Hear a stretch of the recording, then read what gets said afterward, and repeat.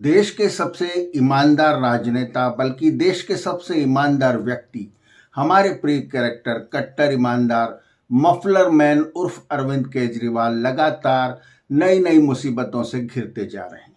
ED के summons को लेने से उन्होंने इनकार कर दिया और उल्टा एक चिट्ठी लिख दी।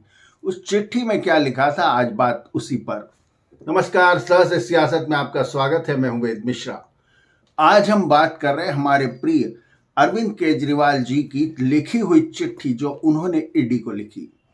उन्होंने ईडी को लिखकर सवाल पूछा कि मुझे किस हैसियत से बुलाया गया, क्या मैं गवाह हूं, क्या मैं आरोपी हूं, क्या मुझे मुख्यमंत्री की तरह बुलाया गया है।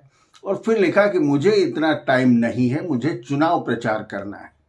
मुझे मध्य प्रदेश, राजस्थान और कई राज्यों में चुनाव प्रचार में भाग लेना है क्योंकि मैं स्टार कैंपेनर हूं आम आदमी पार्टी का।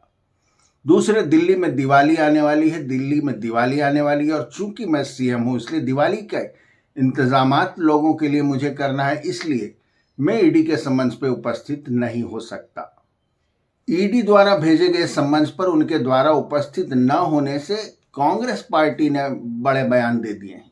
दो बयान कांग्रेस की तरफ से आए हैं, जबकि कांग्रेस पार्टी को एनडीए गठबंधन के बाद से हमारे अरविंद बाबू अपना दोस्त समझ रहे थे। कांग्रेस से उन्हें यह उम्मीद नहीं थी कि ये भी मेरे खिलाफ, वो भी शराब घोटाले में, वो भी भ्रष्टाचार को लेकर बयान दे देंगे। हालांकि अरविंद केजरीवाल वो शख्सियत हैं जो हर बार ये कहते आए हैं कि जांच करा लो, जांच में पता चल जाएगा, लेकिन जब खुद को ईडी का सम्मन्स आया तो उन्होंने चिट्ठी लिखकर बहानेबाजी शुरू कर दी। तो हम बात कर रहे थे बयान की। कांग्रेस के संदीप दीक्षित का बयान आया है। संदीप दीक्षित मतलब कोई छुटभैया कांग्रेसी नेता नहीं, राहुल गांधी के बेहद करीबी माने जाते हैं। उन्होंने कहा है कि अरविंद केजरीवाल डर गए हैं और सम्मन्स से भाग रहे हैं, मतलब कोई घोटाला है। दूसरा बयान आया है नवजोत सिंह सिद्धू की तरफ से, पंजाब से।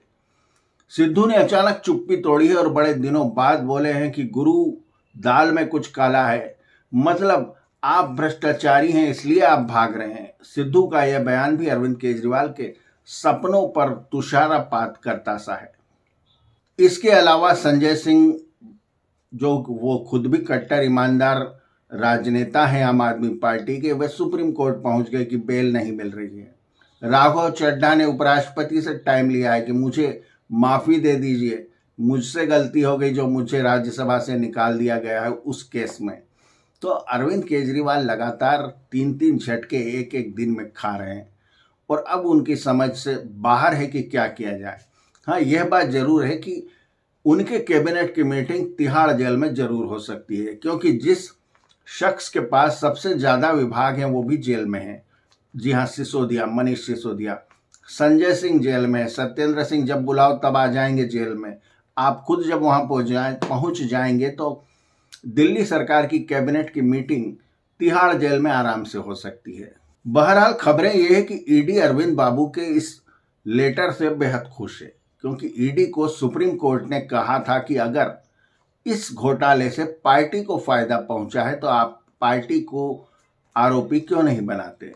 अब ईडी के सूत्रों ने बताया है अंदरूनी तौर पर कि इस पत्र से अरविंद बाबू ने यह साबित कर दिया है कि वे आम आदमी पार्टी के सर्वेसर्वा हैं, क्योंकि उनके बगैर चुनाव प्रचार नहीं हो सकता। उनका रहना, उनका जाना जरूरी है। इसलिए आम आदमी पार्टी के कन्वीनर के तौर पर वे ही सबसे उपयुक्त व्यक्ति हैं जिनके खिलाफ आरोप तय किए जाए।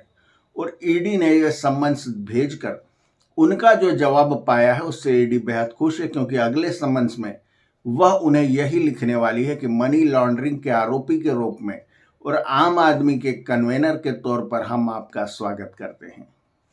26-27 विपक्षी पार्टियों का 2024 के लिए बना गठबंधन, जो मोदी सरकार को या प्रधानमंत्री मोदी को पटकनी देना चाहता है, उस गठबंधन से सबसे ज्यादा 2 व्यक्ति खुश थे।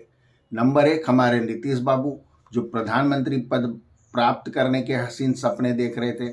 दूसरे हमारे अरविंद बाबू। अरविंद बाबू को भी उम्मीद थी कि कभी भी छीका टूट सकता है, क्योंकि 26-27 दलों में से कोई किसी को नहीं बनने देगा प्रधानमंत्री, और जब कोई किसी को नहीं बनने देगा तो मैं तो नेचुरल उम्मीदवार बन जाऊंगा। लेकिन INDA गठबंधन से इन दोनों को ही बड़ा तगड़ा झटका लगा है और दोनों ही कांग्रेस से नाराज हैं। नीतीश बाबू ने कहा है कि कांग्रेस गंभीर नहीं है और चाहती नहीं है कि गठबंधन हो, और इधर संदीप दीक्षित और नवजोत सिंह सिद्धू ने कांग्रेस का झंडा हाथ में लेकर अरविंद बाबू पर हमला कर दिया है। अरविंद बाबू की मुसीबतें कब कम होगी कहा नहीं जा सकता। दिवाली का त्योहार आ रहा है। उम्मीद करते हैं कि अरविंद केजरीवाल इस दिवाली को अपने घर में बनाएंगे, न कि सीखों के पीछे।